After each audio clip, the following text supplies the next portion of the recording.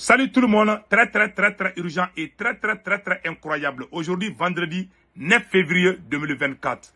Mes chers amis, l'Algérie vient de se plaindre contre le Mali, contre le Burkina Faso et le Niger. L'Algérie craint les 3 coups d'État. Attends, je vais lire tout ce qui est écrit ici. Non seulement l'Algérie n'est pas contente le fait que le Mali est sorti de l'accord d'Alger, mais l'Algérie dit qu'elle a peur que les terroristes ne quittent dans nos frontières pour aller attaquer l'Algérie. L'Algérie n'est pas aussi contente le fait que les Russes sont en train d'arriver au Mali et au Burkina Faso. Allahu Akbar. Après, on va lire cet article-là. C'est très important. Beaucoup de révélations. Mes chers amis, la deuxième bonne nouvelle aujourd'hui, le président du Bénin, Patrice Talon, est en train de parler. J'ai eu pitié du président du Bénin. Il dit qu'il s'inquiète de l'avenir des peuples africains. Même si le Mali, le Burkina et le Niger quittent la CEDEAO, il ne faut pas que ça soit une déclaration de guerre entre les pays, que nous devons rester ensemble, car nous sommes tous africains. Je suis d'accord avec lui. Vraiment, j'ai eu pitié de Patrice Talon. Après, je vais vous montrer ce qu'il est en train de dire. Maintenant, au Mali, les blocus qui étaient aux alentours de Ménaka sont levés. Donc, bonne nouvelle, le blocus est levé par les forces armées maliennes. Les premiers camions de transport sont bien arrivés à 18 h à Ménaka, accompagnés par les forces de l'ordre et de sécurité. Voici les camions. Voilà. Les camions, voici les camions accompagnés par les soldats maliens. Vraiment, ça, c'est une bonne. Il y avait des blocus à Ménaka, à la frontière avec le Niger, tout ça là. Aujourd'hui, nous sommes très contents de vous annoncer qu'il n'y a plus de blocus. L'armée malienne vient de faire une victoire impeccable. Donc, allons-y en Algérie. Mes chers amis, voilà ce que l'Algérie a dit ici. On va tout lire. Confrontée à une perte d'influence au Sahel, l'Algérie se sent ouvertement défiée et menacée à ses frontières. Selon Alger, les coups d'État militaires menés dans les 3 pays de la région qui ne possèdent ni armée puissante, quelle insulte de l'Algérie envers l'AIS. L'Algérie craint les coups d'État des 3 pays qui n'ont ni armée puissante, ni capacité matérielle, font craindre une porosité aux frontières.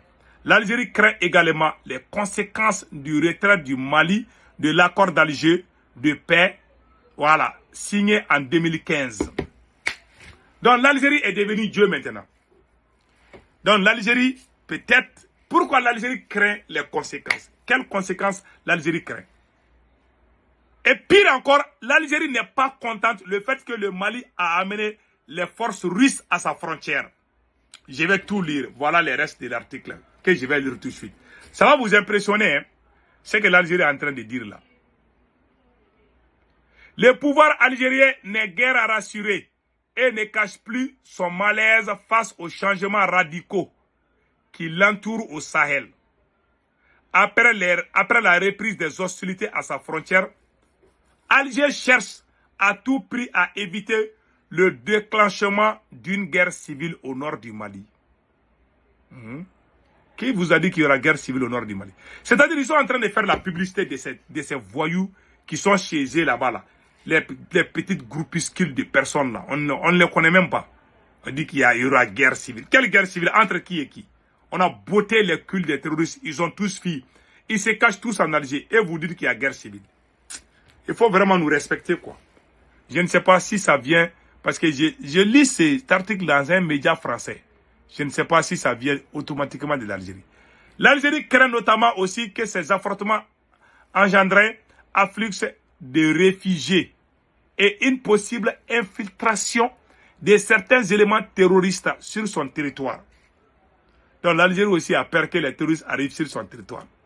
L'Algérie qui a laissé Iyad Agali détruire.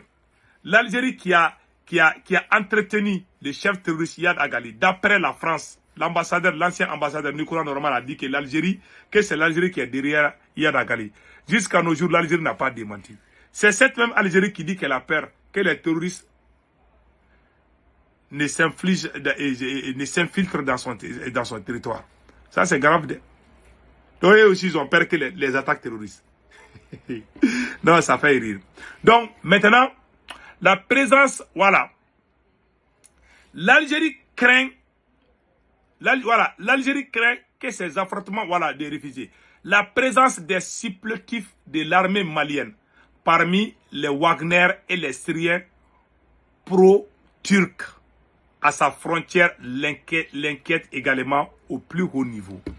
Que l'Algérie a peur de la présence des soldats russes. Ça, c'est autre chose. Les Russes sont alliés avec l'Algérie. Je me demande pourquoi l'Algérie a peur des soldats russes à la frontière entre le Mali et l'Algérie. Le problème est que on a l'habitude de s'amuser avec le Mali. On violait l'espace aérien malien. On violait les frontières maliennes. Aujourd'hui, ce n'est plus possible avec les Russes. Je vous dis aujourd'hui que Kidal est plus armé que Kati. Le plus grand camp militaire du Mali, c'est Kati, non? Là où les Assimi Goïta ont été formés. Le Kidal aujourd'hui est plus armé, plus équipé que la ville de Kati. Voilà ce qui fait, voilà ce qui fait peur à l'Algérie. Donc, allons-y. Donc, ces développements l'ont d'ailleurs poussé à redéployer discrètement son armée à ses frontières avec le Mali et le Maroc. Donc, l'Algérie s'est cachée discrètement pour déployer son armée. Donc, aujourd'hui, je vous informe, l'armée algérienne fait face à l'armée malienne dans les deux frontières. C'est ce qui est écrit ici. Prions le bon Dieu qui n'est pas de... Oui, parce que l'Algérie n'est pas claire. On ne sait pas ce que veut l'Algérie réellement. Donc, on attend les suites. En tout cas, que Dieu nous épargne de toutes sortes de guerres entre les deux pays. En tout cas, l'Algérie n'est pas contente du Mali parce que le Mali avance. Parce que le Mali est en train de neutraliser les terroristes. Donc, mes chers amis, voilà.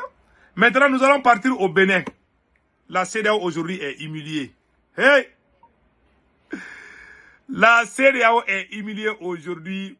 Le président béninois Patrice Talon vient de donner raison à Assimi Goïta, au capitaine Ibrahim Traoré et au général Tchani. Je vais vous montrer tout de suite ce que le président Patrice Talon est en train de dire. Écoutons.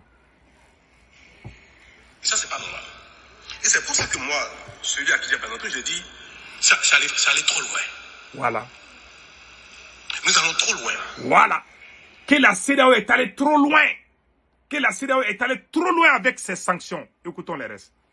Il faut qu'on se revoie et qu'on dise, bon allez, quoi qu'il se passe, quel que soit ce qui s'est passé, à la terre, on arrête tout. C'est ça. On préserve l'essentiel. Voilà. La communauté des peuples. Voilà. Ce qui est reproché aux uns aux autres, ce qui se fait, les sanctions, tout ce qui se passe, est mineur par rapport à l'intérêt des peuples, à la communauté des peuples, c'est mineur. Donc il faut regarder ce qui est important, ce qui est majeur, à un moment donné, et laisser tomber ce qui n'est pas plus important que l'intérêt des peuples. Donc ma position aujourd'hui, et si j'ai l'occasion de l'exprimer au sein de la conférence, écoutons, je le dirai, c'est qu'il faut tout laisser tomber. Voilà.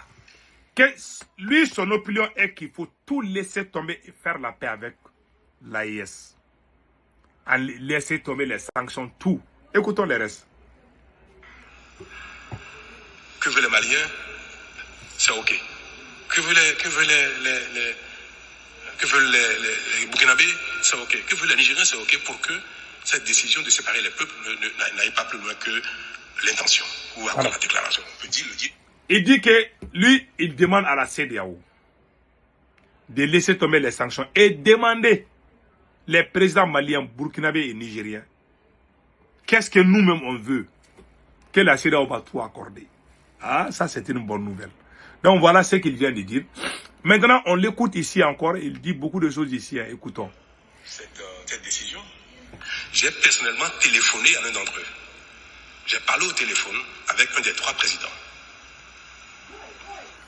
Ouais, c'est devenu, l'affaire est devenue sérieuse. C'est le président Patrice Talon même qui a téléphoné à Assimi Goïta, capitaine Ibrahim Traoré et général Tchani. Écoutons les restes. Pardon, il faut tout dire. Je lui ai dit, c'est pas bien. Les peuples ne nous ont pas élus pour les diviser. Que lui, il a appelé les 3 présidents. Vraiment, il n'est pas content de ce qui s'est passé. Voilà, mes chers amis. C'est fini pour la CEDEAO. Donc, vraiment, n'oubliez pas de vous abonner sur la chaîne YouTube Politologue Média. Je répète, la chaîne YouTube Politologue Média. Comment vous abonner sur la chaîne YouTube Politologue Média? Vous cliquez sur le lien. Une fois que vous cliquez sur le lien, sur le profil, vous allez voir une photo que je vais vous montrer tout de suite. Et après avoir vu que vraiment ça c'est la, voilà. Ça c'est la, voilà. Voici la photo profil de la chaîne YouTube Politologue Média. S'il vous plaît, venez vous abonner. On fait des vidéos en français et en Bambara Djoula. Donc, une fois que vous cliquez le lien, voici la photo qui apparaît sur le profil. Maintenant, pour vous abonner à votre droite, il y a une écriture noire où c'est écrit s'abonner. Ou subscribe. Vous cliquez sur ça, vous êtes déjà abonné. S'il vous plaît, venez vous abonner sur la chaîne YouTube Politologue Média. Il y a aussi la chaîne Facebook Politologue Média où c'est écrit Politologue Média 223. S'il vous plaît, venez vous abonner partout. Passez excellent week-end. Ciao, ciao.